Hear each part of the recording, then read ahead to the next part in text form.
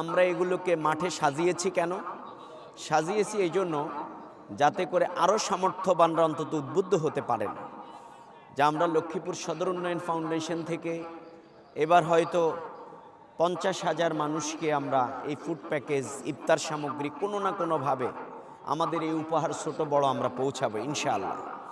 তাহলে আমরা যদি এই দৃশ্যটি আমার দেশ বিদেশে সামর্থ্যবান ভাইয়েরা বোনেরা দেখেন, তাহলে তিনি যদি তার সহযোগিতার হাতকে এলাকার মানুষের প্রতি বাড়িয়ে দেন, তার এলাকার মানুষের প্রতি বাড়িয়ে দেন, আজকের এই সাজিয়ে প্রোগ্রামটি করার সার্থকতা হচ্ছে এখানে।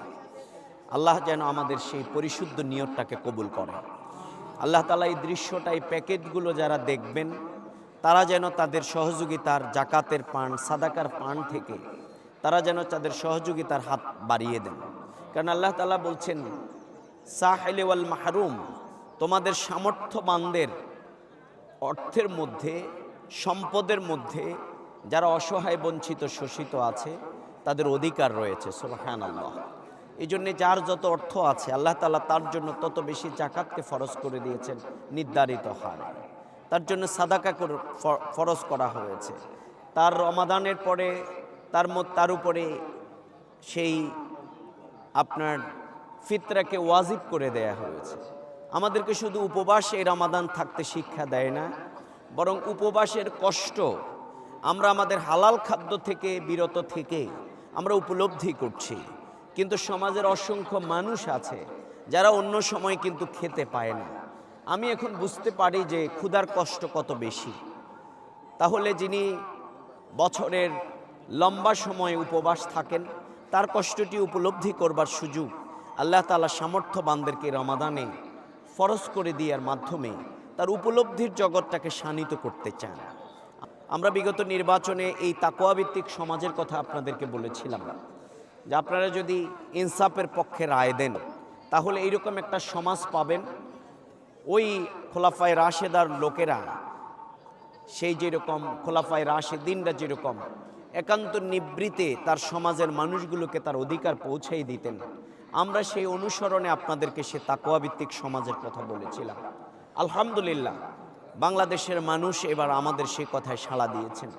বাংলাদেশের এই লক্ষ্মীপুরের জনপদের মানুষেরা 1,23,000 মানুষ আমাদের এই কথার প্রতি আপনারা সমর্থন জানিয়েছেন, ভালোবাসা দেখিয়েছেন, আস্থা রেখেছেন, আপনারা জীবন বাজি রেখে আমাদেরকে সমর্থন জানিয়েছেন। আমি আবারও আপনাদেরকে কৃতজ্ঞতা জানাই।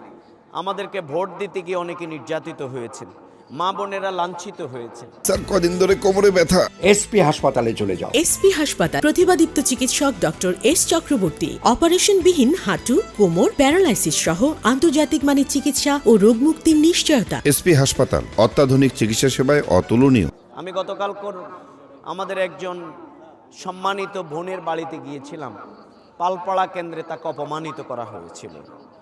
আমাদের অসংখ্য বাড়ি আগুন দিয়ে জ্বালিয়ে দেয়া হচ্ছে।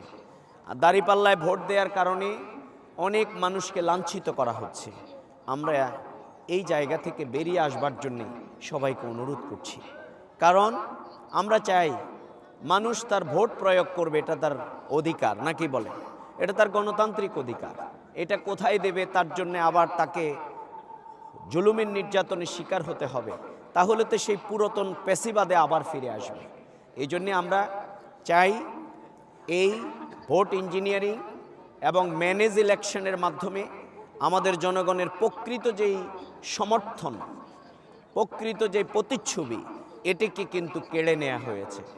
এটিকে কিন্তু প্রতিফলিত হতে দেয়া হয় নাই।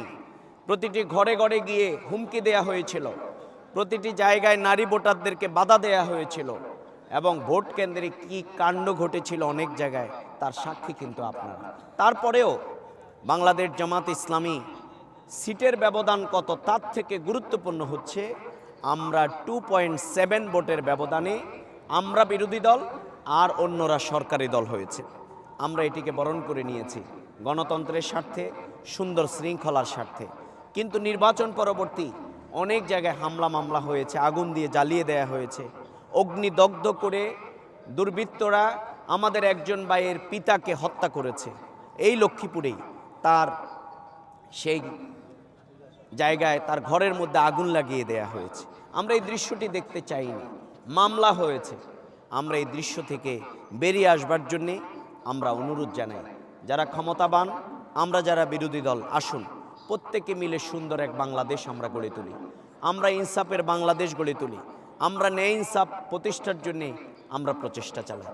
আমি আবারও এই রমাদানের এই দিনে আসুন আমরা সবাই ঐক্যবদ্ধ হই, যে ইনসাফের বাংলাদেশ গড়বার জন্যে আপনারা ঐক্যবদ্ধ হয়েছিলেন, আপনারা ঐক্যবদ্ধ থাকবেন ইনশাল্লাহ।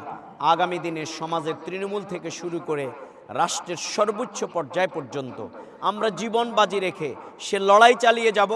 এই বাংলাদেশে আমরা ইনসাফ প্রতিষ্ঠিত করবই ইনশাল্লাহ।